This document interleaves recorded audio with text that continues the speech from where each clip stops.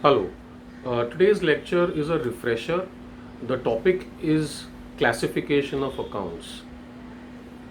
So, classification of accounts is, according to me, along with the golden rules, the most important thing an accountant needs to know and learn as a student. Why do I say so? Anything and everything you do in accounts, in a balance sheet, in terms of adjustment entries, in terms of rectification of errors, everything boils down to only one thing, the golden rules, and the golden rules rely upon knowledge of classification of accounts. So today's lecture is dedicated for classification of accounts. It is a refresher. It assumes you have certain knowledge and we will not repeat those things. Now, the other thing which you need to know is that okay, so you make a balance sheet. For making a balance sheet, you should have the trial balance. So you go backwards. From the trial balance, you can't make one unless you have balanced your ledgers. So you go to balancing ledgers. You can't balance ledgers unless you have posted entries into the ledger. So posting of entries into the ledger. You cannot post entries in a ledger unless you make journal entries. So you have to know the method of making a journal entry. And going backwards, a journal entry is nothing but, the dual form of accounting, right? The debit and the credit, right? So you reach the golden rules. So you need to know the golden rules. Anything, everything in accounts boils down to golden rules. I have at all stages been able to always tally my balance sheets, be able to tally my trial balances, everything. 99% of the times it will never go out of line, it will never not balance. And that is because my clarity in my mind with respect to the golden rules and the classification of accounts is impeccable. So that is the goal as a student. When you're learning classification of accounts and golden rules, you need to be 100% sure about yourself. So this lecture is helping you understand classification of accounts. There are three broad classification of accounts. The first is personal, the second is real, and the third is nominal. Now, as a young student, these concepts are a little virtual for you to be able to imagine.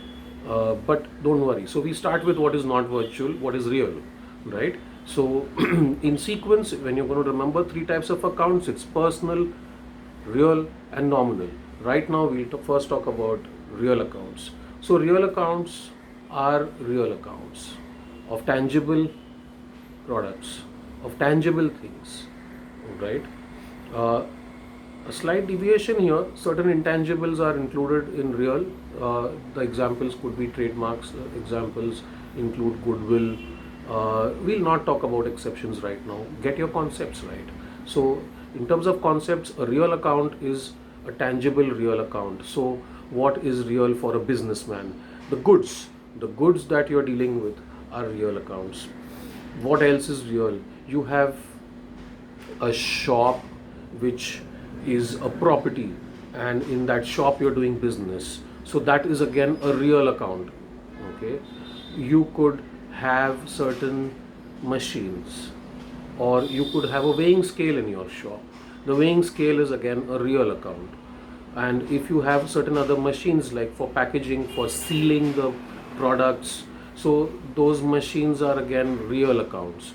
You could have a motor car, or you could have a bicycle or a motorcycle for deliveries, and those are also real accounts, right? So real is easy to understand, the most easy out of the three, right? So you should, when you start evaluating whether this account which is say listed in the trial balance, it is real or not, you first put that to your mind. Okay, so we'll move forward from real. Now we'll get into personal accounts. Personal accounts are classified into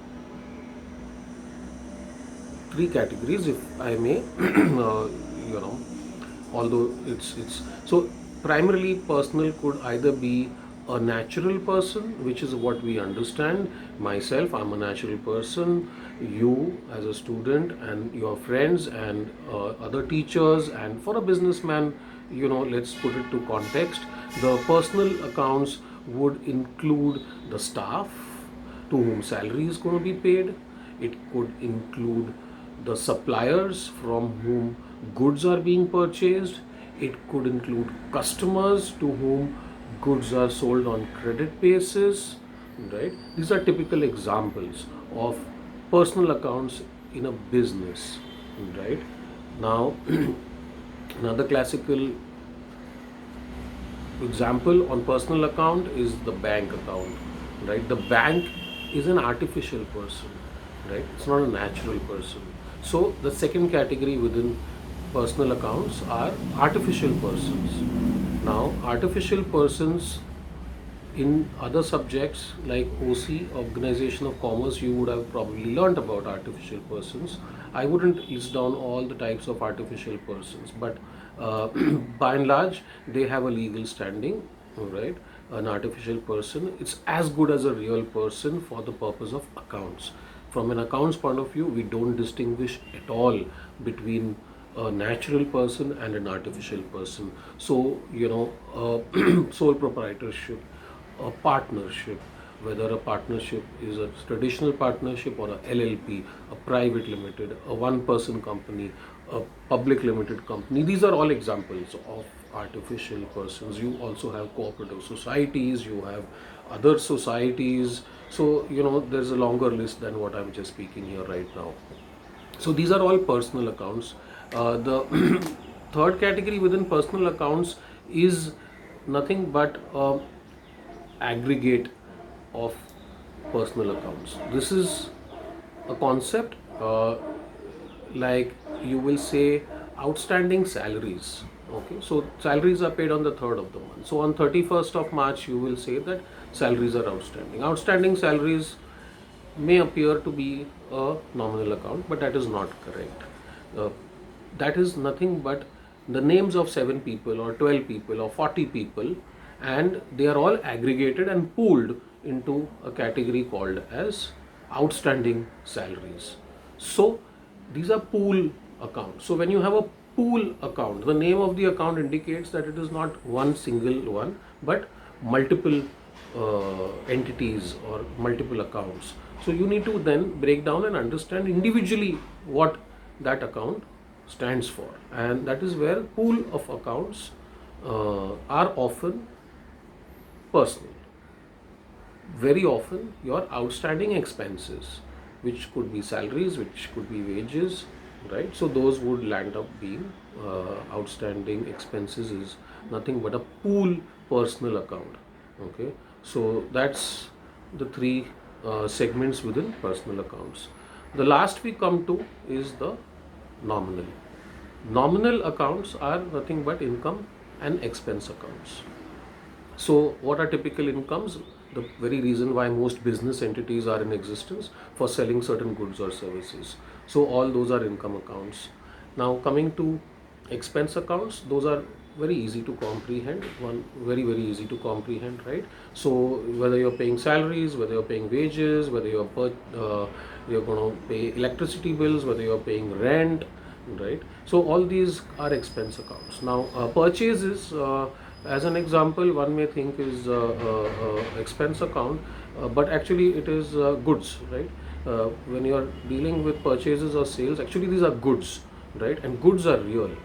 So in terms of accounting treatment, you need to look at purchases or sales as goods, but for practical purposes, when you think of purchases as an expense, under the nominal category, your accounting logic won't go wrong, and sales is considered as income, and that's considered as a nominal account. You won't go wrong, but concept wise you're wrong. Goods are goods, goods are real, and they do not fall under nominal. So that's about the primary classification of accounts: personal, real, and nominal.